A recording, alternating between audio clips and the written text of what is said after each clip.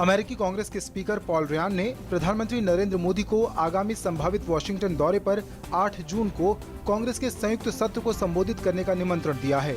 रियान ने अपने बयान में ये भी कहा है कि इसके जरिए अमेरिका के पास भारत से संबंध मजबूत करने का मौका होगा। भारत की एक्ट ईस्ट नीति को विस्तार देने और प्रशांत द्वीप देशों के साथ रिश्ते विकसित करने के उद्देश्य से राष्ट्रपति प्रणब मुखर्जी 2 दिन की पपुआ न्यू गिनी की यात्रा पर हैं, जहां भारत और पपुआ न्यू गिनी ने आज स्वास्थ्य, कृषि और रक्षा क्षेत्र समेत कई समझौतों पर हस्ताक्षर किए। राष्ट्रपति प्रणब मुखर्जी ने वहां गवर्नर और पीएम से मुलाकात की। 1975 में पपुआ न्यू गिनी के साथ कूटनीतिक संबंध स्थापित होने के बाद भारत के राष्ट्र प्रमुख की ये पहली यात्रा है।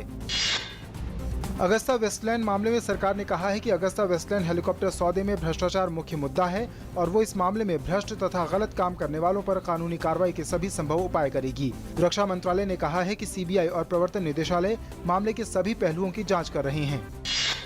गुजरात सरकार ने सामान्य वर्ग के आर्थिक रूप से पिछड़ों के लिए 10% आरक्षण देने का फैसला किया है।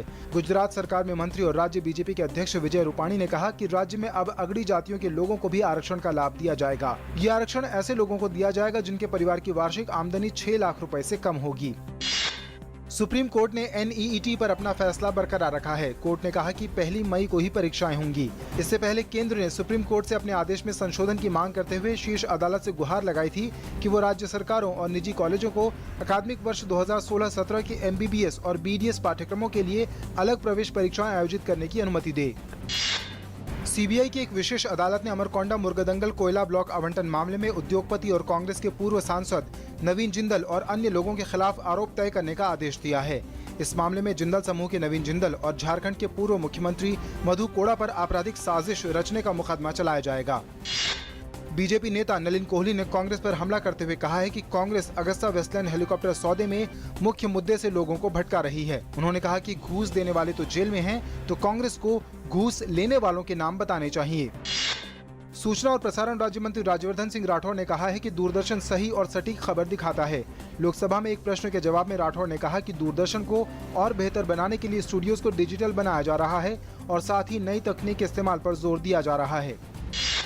प्रियंका गांधी की मुश्किलें एक बार फिर से बढ़ती हुई नजर आ रही हैं। हिमाचल हाईकोर्ट ने प्रियंका की सुरक्षा वाली दलील को ठुकराते हुए नोटिस जारी करके शिमला में उनकी संपत्ति की जानकारी मांगी है।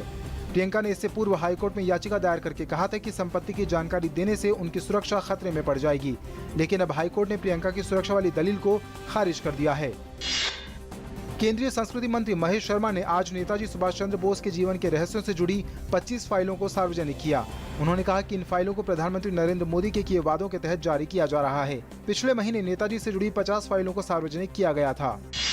तमिलनाडु में 16 मई को होने वाले विधानसभा चुनाव के लिए नामांकन दाखिल करने का आज आखिरी दिन है। चुनाव आयोग ने पश्चिम बंगाल में 5वें और 6ठे दौर के मतदान के पूर्व और बाद में होने वाली हिंसा को रोकने के लिए निषेधाज्ञा के आदेश दिए हैं। देश के कई हिस्सों में गर्मी का कहर जारी है। ओडिशा के तटवर्ती इलाकों में लू की चेतावनी जारी की गई है। भुवनेश्वर में पारा 45.4 डिग्री के पार पहुंच गया है।